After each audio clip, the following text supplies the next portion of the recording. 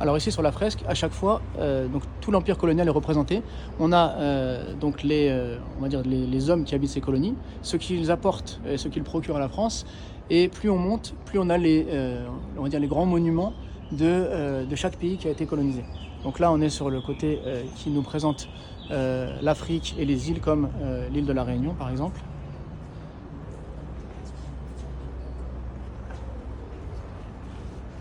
Et au fur et à mesure, donc, là on continue sur l'Afrique, qui procure donc à la France le café et l'arachide.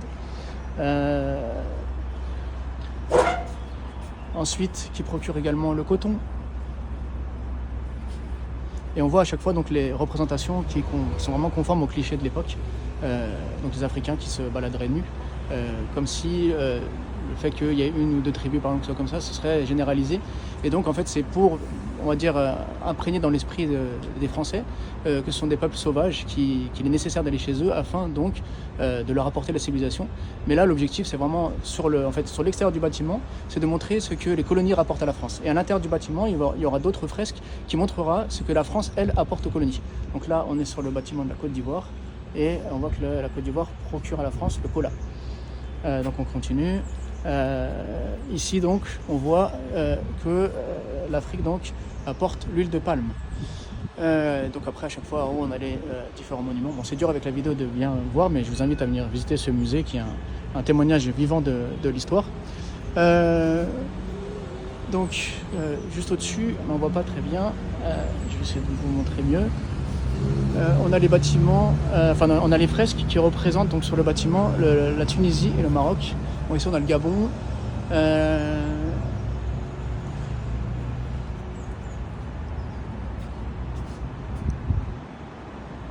Et alors en haut donc on voit les mosquées représentant donc le Maghreb, mais malheureusement on a du mal à distinguer.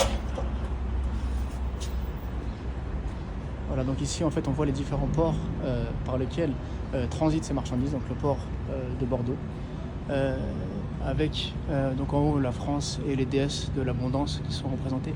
Donc au-dessus, si vous voyez un peu, je vais zoomer un peu, voilà, on voit les mosquées du Maghreb qui sont représentées. Donc comme je vous l'ai dit en fait, à chaque fois on a en haut les monuments donc de certains pays.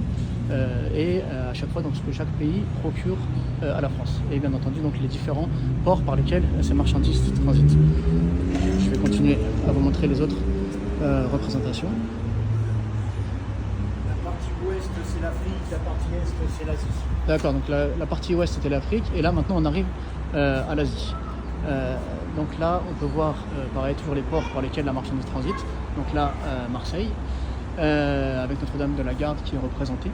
Et maintenant donc on arrive sur la partie asiatique avec ce que les colonies françaises donc en Asie rapportent donc à l'empire colonial français. Donc voilà toujours les représentations des habitants sur place qui sont on va dire représentés de manière on va dire à alimenter toujours les clichés de peuples qui a nécessité de venir coloniser pour leur apporter la civilisation. Donc on voit ici en Asie par exemple l'empire colonial procure à la France donc du caoutchouc, ici de la soie. Et voilà, donc c'est vraiment une fresque magnifique qui est une des plus grandes pour l'époque et je pense même encore aujourd'hui. Voilà, donc en Asie on obtient aussi l'art, donc l'art asiatique. Voilà, donc on voit là des Asiatiques qui font la culture. Et voilà, le bâtiment, donc on continue encore. Donc on voit aussi tout ce que ça procure en termes d'animal, puisqu'il y avait ce qu'on appelle à l'époque aussi la colonisation verte, donc le fait de vouloir, comme on avait détruit la nature on avait détruit la nature ici en France, on voulait préserver la nature en Afrique, et donc il y avait une certaine volonté de montrer que voilà, dans l'empire colonial on a également